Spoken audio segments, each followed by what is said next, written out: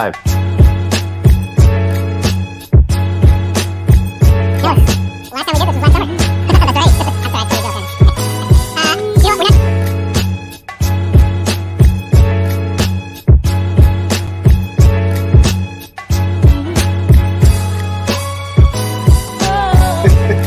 Yeah, okay, I'm bringing...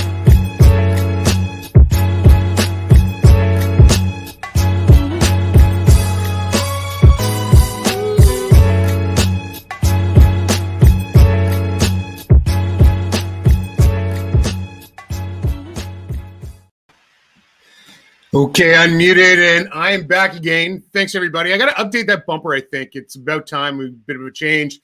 Last time, a couple weeks ago, we had the 8-year-old CEO. The coolest part about everybody watched this, I guess they clicked on the links and went and checked them out. I think we did like $150 worth of sales that night. So that was awesome. That was great news. That was super fun to have him on. I have a daughter the same age, so that made it extra exciting. She was excited to meet that guy too. So today I have a couple of my buddies who are, some people refer to them as Google's little darlings, but I'm going to bring them on right away and introduce them. This is Kyle and Hart. Let's bring him in from the green room. Oh, adding to the stream. There we go. They're my boys here, and obviously someone's calling my phone as we start this. There we go. Oh. Kyle and Hart, are you there? Howdy. Yeah, we're here. How's it going? Hey guys, how you doing? So everybody, just so you know, Kyle and Hart are part of an organization called Arctiq. And Arctiq are demystifying for me and for many people in the industry of what it means to work in automation and DevOps. And within that container system that I think is the latest and greatest about what we're doing in technology to make lives better for everybody. Was that a correct statement or right introduction or a little bit? Yeah, I mean, most people that don't know what they're talking about just say DevOps, but I mean, obviously you know what you're talking about, bud. You nailed it. Well, that's the first time someone told me that, so I appreciate that, Kyle.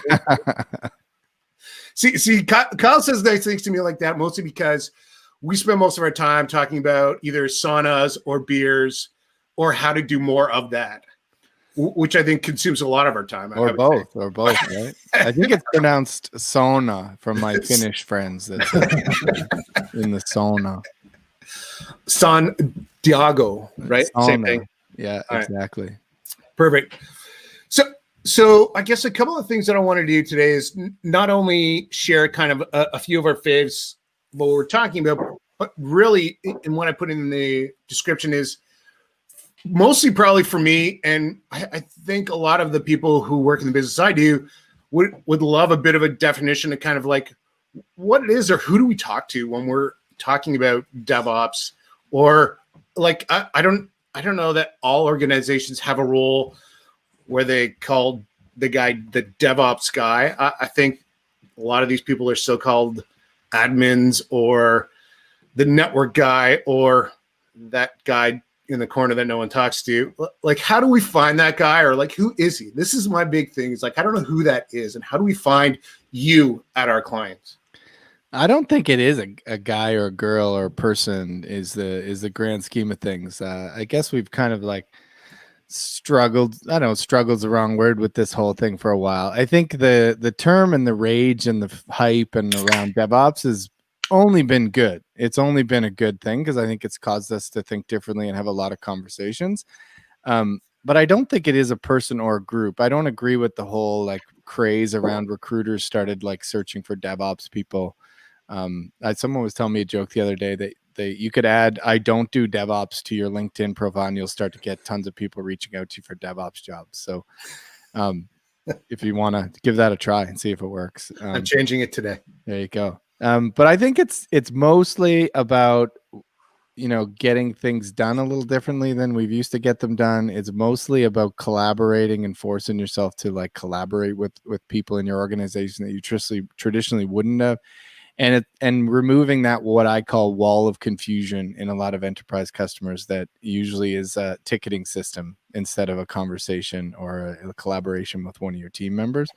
So like all things in technology, generally the hard part is the people. The technical part is mostly trial and error, and then you eventually get it right. But the people is where all the sauce is and where all the shit gets done. I don't know if we can swear on this live cast, so I'll try to Yeah, I'm just going to change the flag on this for not for children. We'll just edit that part out. So, Shoot. Anyway, I don't know. What do you think, Hart? People use that, and my kids hear it. I tell them, I'm like, listen, I'd love you to learn all the words. I just don't want you to use them all right now. Yeah, I was thinking we were in the dive bar, but we're in a professional podcast. So. I mean, Hart probably has a more elegant answer than I do. Well, yeah, I think it's pretty broad anyways, right? I think a couple of years ago when it came into this world, it was pretty new still in terms of that. But yeah, we're still, getting people together, getting people talking, right? Getting, everyone together at the start and kind of working, in a less siloed fashion, right?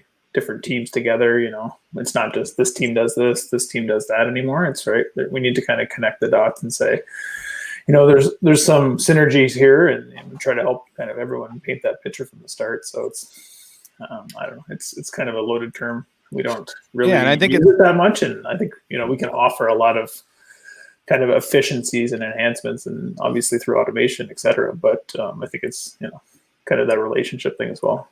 I think it's okay to call out that the term is wrong or there is no perfect definition for it. Because back in the early days, we did get the odd requests that would be like, I don't know what happened to the screen there, but we'll see if it still works. Oh, there we go. Tifo's messing with the projection here.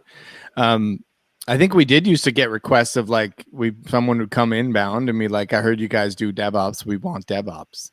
And we kind of joked in the early days of like, how many would you like? How many DevOps? We have a sale, 4 DevOps for 5, 5 for 4 this month. So I think it's okay to just say, it's not a defined thing. It's going to be different from everyone. Mostly means get stuff done. Use cloud, automate things. It's probably the t-shirt version of it.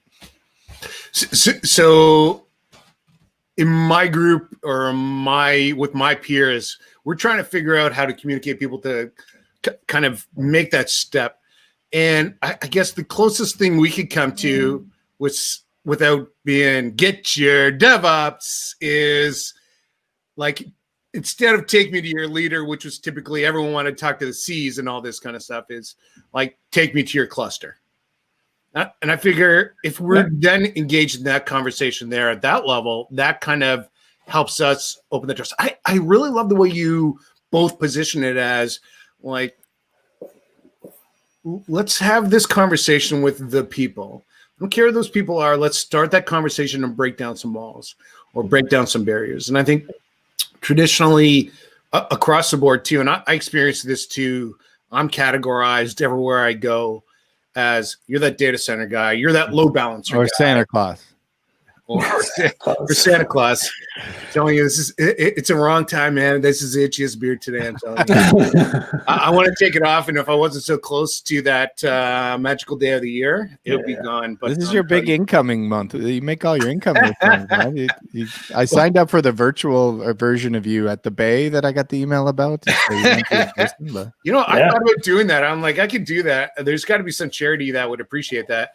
I'm like, there's a lot of small people in my house too. I'm like, I don't know. I'm not ready to do that here because of that. But I do most of my meetings in December in full regalia, all red and white.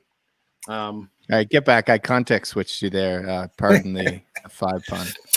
Actually, it's just a matter of kind of having that conversation and talking about getting you to the cluster. The other thing that I wanted to talk about too is I want you to show me what you got in front of you there, because this is also important. Not only is just we talk about like, I know I'm an F5 guy and we know each other, or we started our relationship because of the technology in the group I work for, but this is also not just that too. I like to make sure that, like you guys talked about communicating, breaking down those walls, as I talk to the people and the interests.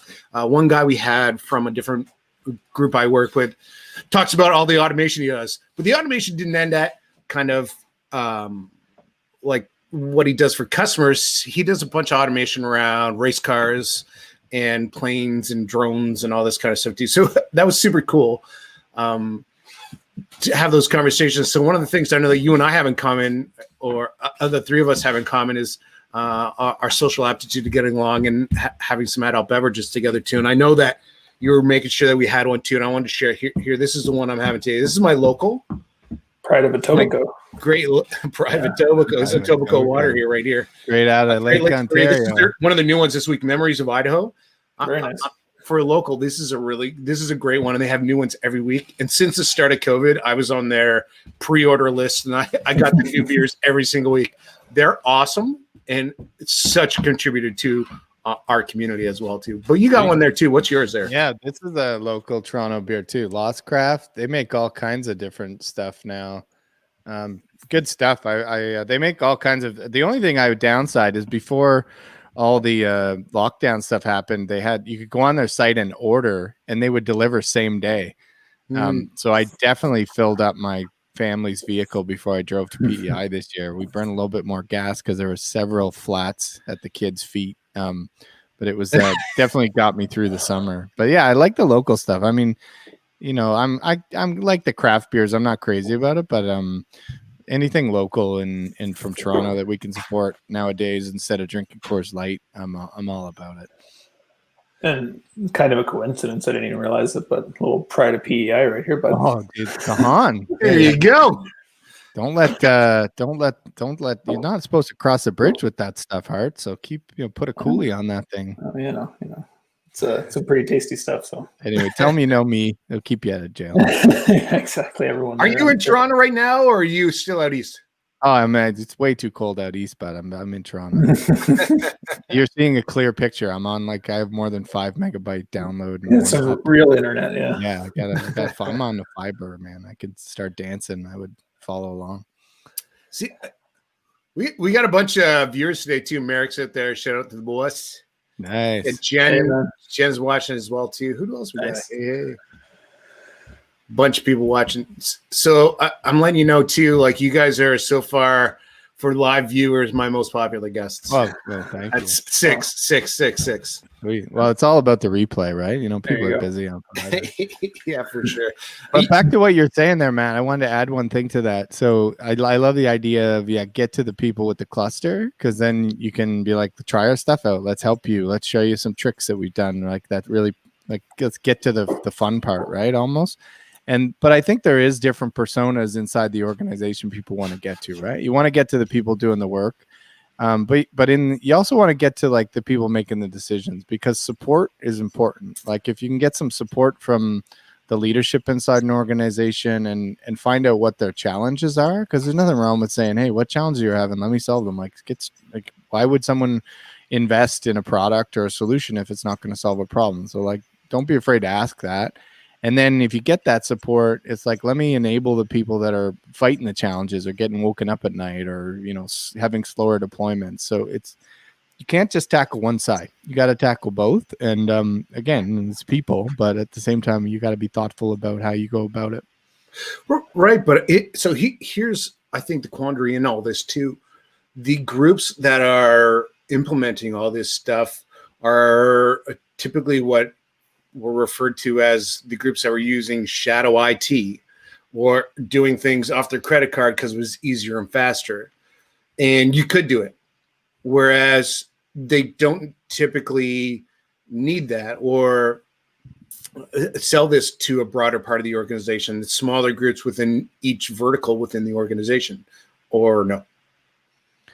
Yeah, he's got to start somewhere, right? I mean, if you look at our customer base and yours, it's enterprise customers. So you try to boil the ocean right away, good luck, right? You better get in and get some hearts and minds won and solve a problem. And honestly, I think if you take that approach, your biggest champion from pushing it forward will be the people that you helped.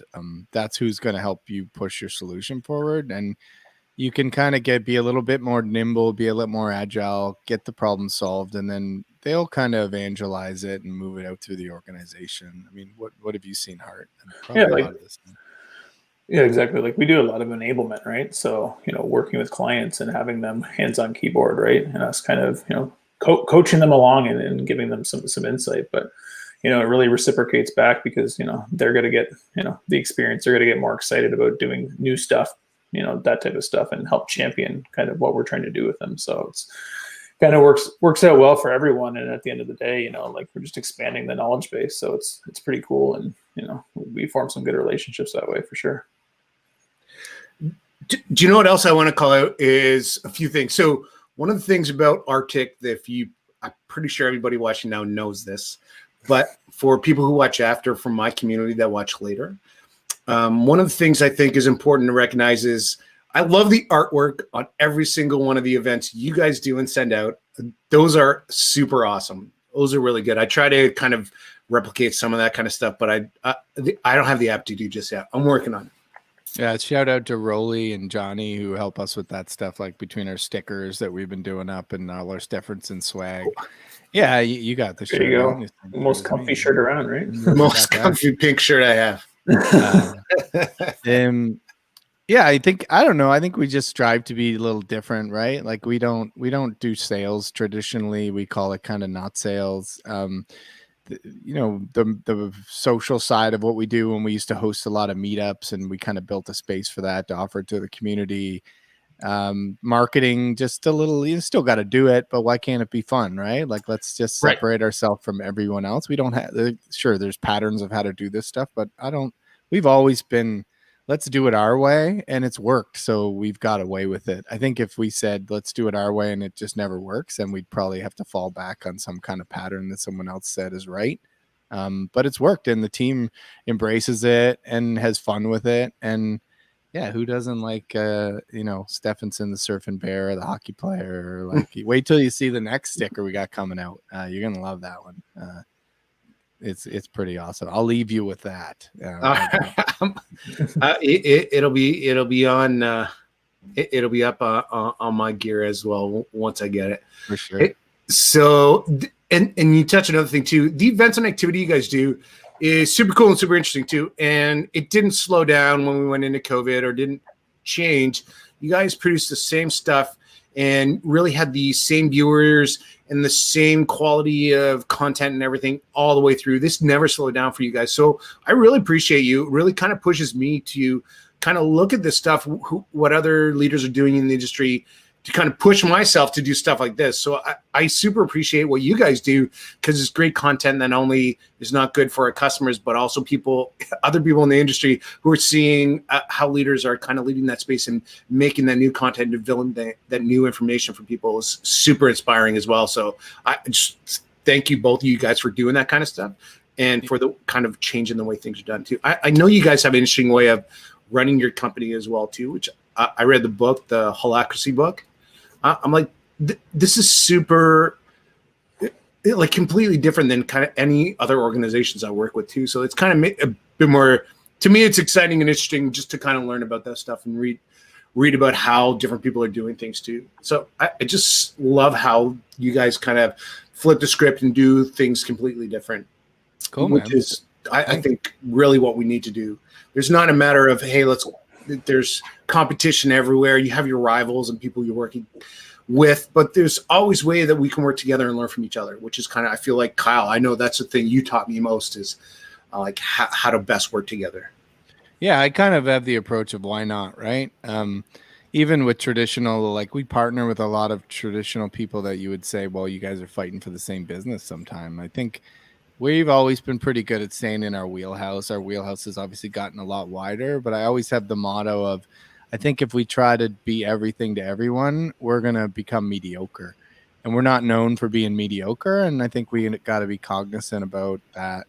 And just, it's also like, we better like what we're doing, because everybody on the team works their butts off, right? And there's not really a 9-to-5 concept here. So it has to go both ways. It works, part of your life, but better not hate it, or you probably should be doing something else. And I think everyone would agree with that, right? It doesn't have to be something you don't say out loud.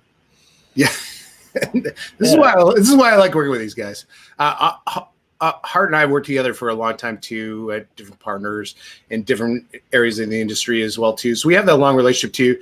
And I would say the one thing I learned from you guys, and I kind of push through kind of everyone that I work with, or everywhere that I work, is develop more of a friendship of people to work with. And it really, just like you said, Kyle, it makes it a lot more fun to kind of connect with people. Same with you, Hart, and Kyle. It's just, every time I see you guys, it's a good time. It's a smile on everyone's faces, even when it's tough times or we're grinding out some problem or whatever. It's a fun time when we're all together. So Yep. Yeah, it definitely goes back, and we've had a great relationship for a while, and friendship, as you said, and we've done cool events together all over the country, and kind of we've been through a lot of different stuff, and we've always kept it pretty chill and pretty laid back, and always made sure to kind of make some time for that. Yeah, for sure.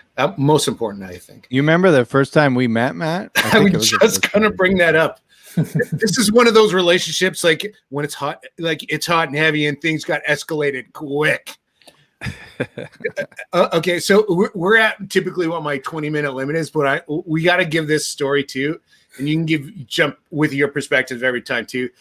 Kyle and I met on a trip to Half Moon Bay for a partner summit. And actually, this is partner summit right now too. For F5. So next week is partner summit. So this is actually, I guess, 3 years. Yeah, probably 3 years now. And I knew Kyle. I met him. We met through email, talked a few times, and we saw each other again on plane. And I know I felt like a super baller. I never sit in a first class. It was the first time I ever had a first class on plane, but I had traveled enough and there was enough points. And I knew the woman at the desk or the man at the desk checking tickets to bring us in. She said, "Oh, listen, I got an upgrade for you today." So I'm like, I never sit there. Kyle walks in. He's like, "Oh, hey, man, how's it going?" I'm like, and I felt super awkward. I don't know what to say. I'm like, I never sit here. This is so weird. And Kyle's head on down in the back. So I get off and I'm waiting on the plane to see him as he comes off. And I'm like, I've never been to San Fran. I'm going to go check out some of the local, touristy stuff. And Kyle said, "Nope." I'm like, "What?" I was like, "Nope, just come with me." And I'm thinking to myself, I'm like, "Oh man, I really want to go and do that." He's like, "No, just come." You wanted to go have clam chowder on the Fisherman's Wharf or something, I think it was. Yeah, I'm like, I've been to San Francisco 10 times, and I've never done anything like that. I've never seen the bridge, nothing. Kyle's like, "Don't worry, come with me." So I go to the car rental with him, and Kyle rolls out. And what was it? Well, I booked the convertible popped up when I booked it, and it was really cheap. So I snapped on it. It was it was just a budget convertible. So I snapped it up, and then when I got to the desk, they're like, "Well, we don't have any of those cars." And I'm like, "Well, I booked a convertible, bud. I'm getting a convertible." And I guess he thought I was pretty serious, so he went and did his thing. And brought me the keys. Remember that? He had a white 5-liter GTS Mustang guy, gives me 500 horsepower car or something.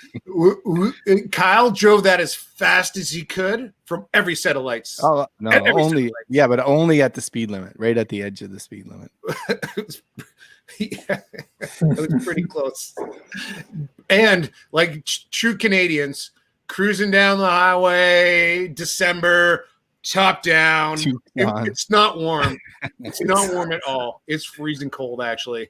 But it was awesome. That was the best experience. We went to Sausalito. He took me to see the bridge. It was very romantic. He took me up so we get a nice view and got some photos. Actually, probably if you go to your social still, I think we did a fireside chat up on the hill and stuff. Yeah, that was a good time, man.